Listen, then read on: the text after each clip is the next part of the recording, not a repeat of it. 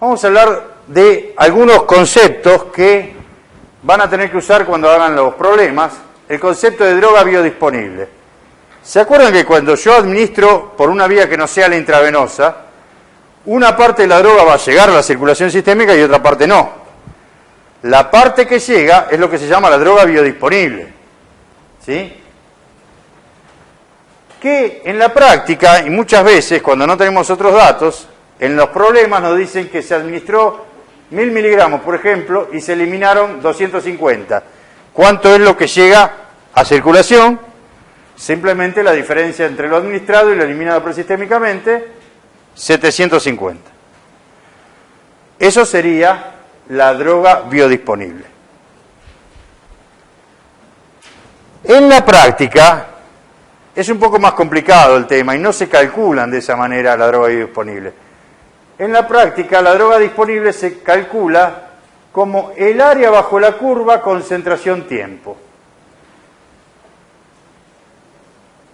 Entonces, les quiero mostrar nada más, después les voy a explicar un poquito más en detalle qué llamamos el área bajo la curva. El área bajo la curva simplemente administrar una droga y medir cada intervalo de tiempo muy cortitos cuánto hay en plasma. Lo que se va a obtener es un área donde en todo momento voy a tener la concentración de droga en el compartimento plasmático. Suponemos que este es un modelo unicompartimental, sería el compartimento central. ¿Sí? En este caso, fíjense que al principio aumenta y después disminuye. Esto es característico de una administración no intravenosa. Por ejemplo, oral. Primero se absorbe, después se elimina. Primero la absorción es mayor que la eliminación, después la eliminación es mayor que la absorción y cae. Si yo mido toda esta área me dice cuánta droga estuvo efectivamente en el compartimiento desde que administré hasta que se eliminó completamente. Y esta área es la cantidad de droga biodisponible, el área bajo la curva. AUC por sus siglas Area Under Curve en inglés, es lo mismo, ABC o AUC. Entonces, tenemos dos métodos para calcular la droga biodisponible. Si conocemos la dosis administrada y conocemos cuánto se eliminó presistémicamente, lo calculamos directamente. Esto por lo general no se conoce y lo que hay que hacer es el procedimiento que yo les dije antes y medir el área bajo la curva concentración-tiempo. ¿Está bien? Ese es un procedimiento que es el que se acostumbra a hacer, por ejemplo, en los ensayos clínicos. A los voluntarios les van dosando la concentración en, digamos, cada intervalo muy chiquititos para tener en todo momento la curva concentración-tiempo. ¿Se entiende? Le administran primero una dosis y después le van midiendo cuánto le va quedando. Eso es droga biodisponible. Droga es lo mismo que cantidad, miligramos, gramos, masa biodisponible.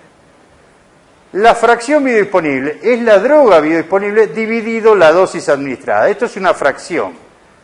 Por ejemplo, 750 miligramos dividido 1000 miligramos, eso me da 0,75.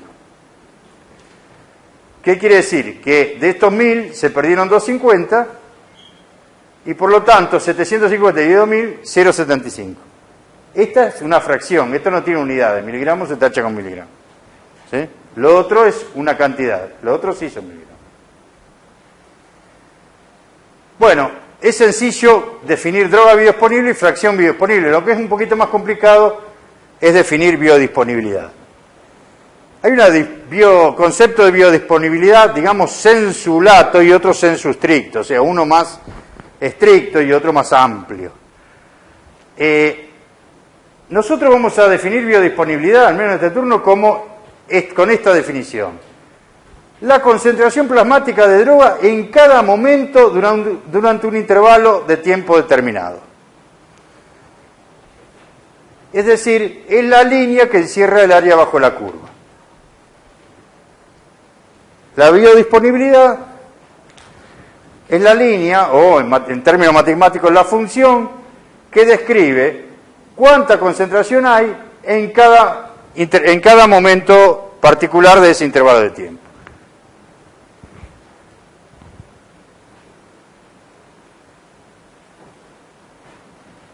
Por ejemplo, sería cada uno de estos puntos. Para este tiempo y esta concentración. Para este tiempo, esta concentración. Se entiende que esta línea me dice en cada momento de todo este intervalo, desde que administro la droga hasta que desaparece, cuánta droga hay en cada momento particular. Esa es la biodisponibilidad. La línea que está por encima del área, la línea que encierra al área bajo la curva. La función que describe esa área bajo la curva. ¿Sí? Dijimos que esto era una administración intravenosa o no intravenosa. No intravenosa. La intravenosa sería igual, pero empezaría en el pico. ¿Por qué? Porque cuando yo administro, sube hasta el pico inmediatamente y después baja. No tiene esta parte que tienen las otras. Esta es la parte donde hay una absorción. Y esta parte, hasta que se llega al pico, que el pico se lo llama Cmax por concentración máxima, esta parte anterior al pico es la parte donde la absorción es mayor que la eliminación. En el pico, la absorción y la eliminación se igualan. Y a partir de acá, es mayor la eliminación que la absorción. ¿Sí? Por eso descienden los niveles de droga. ¿Se entiende? ¿Se entiende más o menos? Bueno. El tiempo que tarda la droga en llegar al pico se llama T máximo. T máximo por C máximo. Fíjense que hay una línea acá que dice MEC. Esto está en inglés.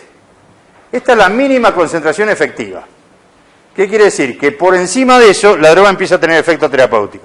Por debajo no hace ningún efecto. ¿Cuánto es la duración de acción de una droga?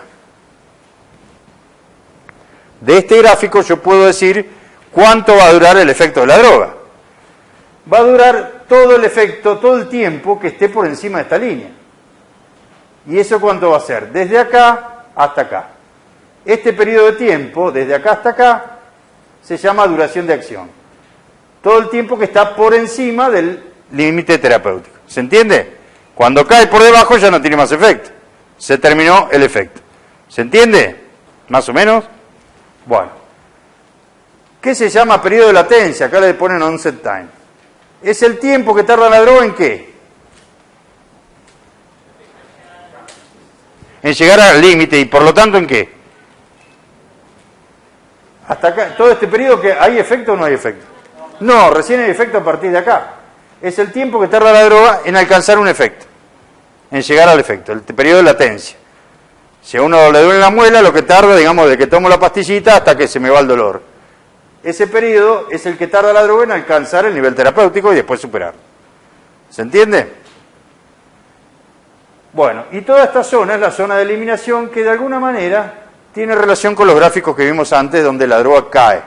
¿Sí? Después vamos a ver en unos problemas que van a hacer en la guía cómo se relaciona esto con la eliminación. Pero esta es la zona donde predomina la eliminación. ¿Se entiende esto? Y que el gráfico, si esto fuera una administración intravenosa, sería igual, pero empezaría a partir del pico. ¿Se entiende? Ahora bien, dos áreas bajo la curva iguales pueden tener distintas biodisponibilidades. Acá yo, esto lo dibujé a mano, intenté hacer que el área bajo la curva para la administración A sea la misma que el área bajo la curva para la administración B. ¿Por qué las áreas son iguales? Porque esta es menos larga pero más alta, esta es más baja pero más larga. Puede ser que sean iguales, tranquilamente. ¿Sí? ¿Pero son iguales las biodisponibilidades? No. En esta hay un aumento muy rápido y una caída muy rápida. En esta hay un aumento más bien lento, pero la eliminación también es más lenta. Por ahí las áreas sí son iguales, pero lo que es distinto es la biodisponibilidad. Y fíjense que eso trae como consecuencia, por ejemplo, que sea distinto el tiempo de acción. Fíjense que la duración de acción de A es la línea punteada en azul, y la duración de acción de B es la línea punteada en rojo, que es mucho mayor. ¿Sí? Por otra parte, en este caso, B podría estar mucho más tiempo, digamos, haciendo efecto que A. Por otra parte, supongamos que esté la línea de mínima concentración donde empiezan a aparecer efectos tóxicos, por acá. A lo alcanza y lo supera, pero B no lo alcanza, entonces hay una diferencia ahí. Entonces, lo que yo quiero que entiendan, que no alcanza con que las áreas bajo la curva sean parecidas o iguales, sino que lo importante es la forma con que esa área, la forma de esa área, ¿sí? La biodisponibilidad no es la misma en A que en B, ¿se entiende? Y con eso vamos a llegar al concepto de bioequivalencia. Dos preparados, administrados por la misma vía, con el mismo principio activo, con la misma dosis, todo igual, son bioequivalentes si y solo si tienen la misma biodisponibilidad. ¿Sí? Si tienen la misma biodisponibilidad, se dice que los preparados son bioequivalentes. ¿Qué quiere decir que tienen la misma biodisponibilidad? Que tienen la misma área bajo la curva y también la misma forma de la curva. Por ejemplo, acá el producto A y producto B son aproximadamente bioequivalentes. Esto se hace principalmente cuando hay drogas que, digamos, son originales de un laboratorio muy grande, que por lo general las patentó y por lo general las puso en el mercado por primera vez e hizo todos los ensayos, y otras que son, digamos, el mismo principio activo, pero fabricados por otros laboratorios que probablemente tengan las mismas propiedades, pero que deberían demostrar que son bioequivalentes. Es decir, que tienen la misma biodisponibilidad cuando se administran por la misma vía de administración y con la misma dosis. ¿Y esto por qué? Porque todos los ensayos clínicos que hacen que una droga salga al mercado lo hace por lo general el laboratorio que la descubrió y la desarrolló la droga. Otros laboratorios, una vez que vence la patente, tienen derecho a hacer la misma droga, pero deberían repetir los estudios, cosa que nadie hace. Lo que se hace es probar que es bioequivalente al anterior. Si es bioequivalente al anterior, no hay nada más que probar, porque el anterior ya tiene todos los estudios hechos. Entonces se hacen los famosos estudios de bioequivalencia para los medicamentos genéricos, que no son los originales que fueron patentados, ¿se entiende? Se tiene que probar que son bioequivalentes. ¿Qué quiere decir esto? Se tiene que probar que el área bajo la curva es igual, pero también la forma de esa área son iguales. Si dentro de un rango de margen de error, los dos preparados, el patrón y digamos el medicamento genérico, están más o menos con un rango de error que está determinado por cada organización, digamos, en nuestro caso la ANMAT, están más o menos dentro del mismo nivel, se dice que son dentro del mismo rango de error, son bioequivalentes. Si son distintos, obviamente no lo son. ¿Tiene sentido comparar dos drogas distintas para probar bioequivalencia? No, es como comparar pera con manzana. Lo mismo, dos dosis diferentes, obviamente que nunca van a dar. Y lo mismo comparar dos administraciones diferentes, lógicamente que no van a dar lo mismo, y si dan lo mismo es por casualidad. ¿Se entiende? Que la idea es comparar que todo sea igual al patrón, a la referencia. Y para eso tengo que tomar la misma droga, con la misma dosis, con la misma vía de administración. Si las dos tienen la misma bioequivalencia, se dice que son, la misma biodisponibilidad, se dice que son bioequivalentes. ¿Se entiende? Bueno, y esto es lo que ocurre muchas veces, que si bien las áreas bajo la curva pueden ser similares, porque esta es más ancha pero más baja, esta es más alta pero más corta, o sea que compensan una con la otra, ven que son similares, por lo general las formas de las funciones no. En este caso es mucho más empinada, en este caso es mucho menos empinada. Esto está relacionado por lo general a una absorción más rápida, una eliminación más rápida, y en este caso hay como una absorción más lenta y una eliminación también más lenta. Y esto puede traer consecuencias. Por ejemplo, que esta droga permanece relativamente poco, hace un efecto rápido, después permanece poco tiempo en plasma, y esta permanece mucho tiempo en plasma, por ahí dando la posibilidad de generar efectos adversos. Y además otra cosa, que esta droga llega a un nivel bastante alto, que es muy eficaz evidentemente, y esta no. Esta por ahí no termina de llegar, apenas pasa al nivel terapéutico. ¿Se entiende la diferencia entre una y otra, no? Es muy diferente el efecto que va a tener esto que el efecto que va a tener el otro. Por eso es importante que todos los medicamentos genéricos tengan el estudio de bioequivalencia aprobado. Bueno, después de la guía, después de las transparencias, yo siempre les dejo un grupo de problemas, muchos de los cuales tienen respuesta.